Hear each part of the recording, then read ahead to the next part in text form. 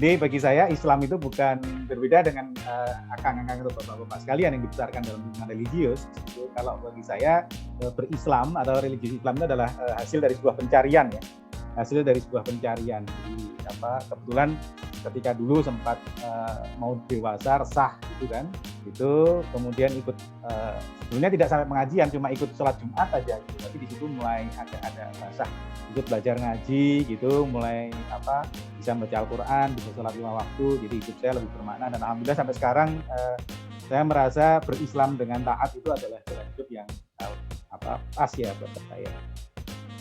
Nah, tadi sudah disebutkan Mas Islah bahwa latar belakang saya arsitektur, tapi saya meminati bagaimana sebetulnya arsitektur atau dalam lebih luas lingkungan binaan atau lebih luas lagi itu teknologi itu punya dampak kepada masyarakat. Jadi di situ saya juga bertemu dengan Pak Joko Sarjadi, saya bertemu dengan Pak Furqon dan Pak Sudirman, sama-sama di studi pembangunan, sama-sama melihat bagaimana sebetulnya teknologi itu tidak sesuatu yang berjarak dari manusia, berjarak dari masyarakat, tapi dia juga bagian dari masyarakat. Assalamualaikum warahmatullahi wabarakatuh. Ada suaranya, Pak? Ya, sudah dengar Kang Khairil.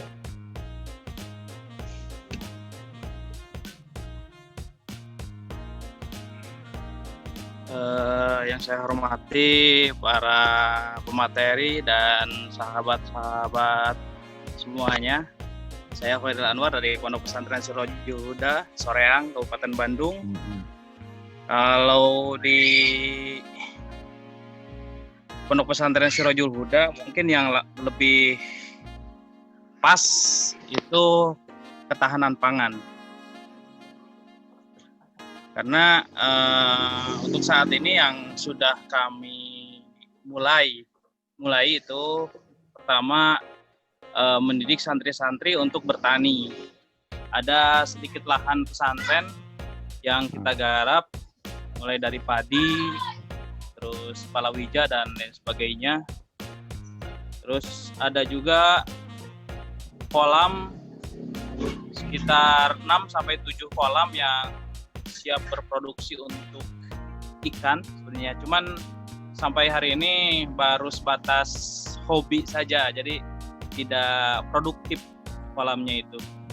Hanya dipakai paling kalau panennya yaitu hanya kalau ada Maulid Nabi baru dipanen gitu. Kalau ada acara-acara besar baru dipanen, jadi belum ke ekonomi ya. Jualan karena kita masih belajar marketingnya itu. Belum terlalu, pengennya sih ke depannya kita lebih produktif kolam itu, karena airnya walaupun kita musim kemarau air itu selalu ada di Sirajul Huda, gak pernah surut airnya. Kebetulan kolamnya itu di pinggir irigasi yang dialiri oleh anak Sungai Citarum. Kalau di sini sih disebutnya Sungai Ciwidey. Jadi untuk air tidak ada masalah di pesantren kami, sehingga kalau mengembangkan kolam ikan itu sepertinya luar biasa.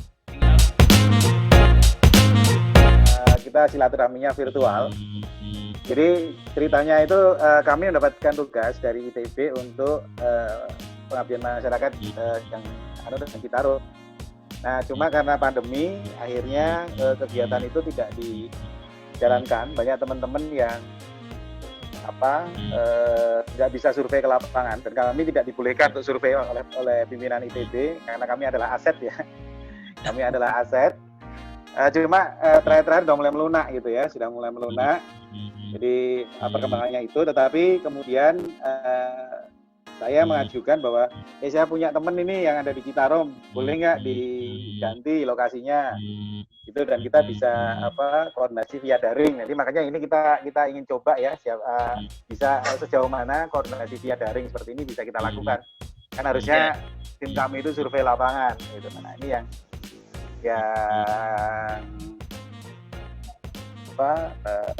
kita coba lewat daring itu. Pesantren ini punya aset ya luar biasa sebenarnya, cuman belum menjadi nilai ekonomi untuk pengembangan pesantren. Ya, salah satunya yang menjadi harus menilai itu kolam balong yang ada di sekitaran pondok pesantren ini. Jadi kolam ini hanya menjadi hobi orang tua saya aja sebenarnya. Nah, ketemu lagi Mas Khairil. Ya,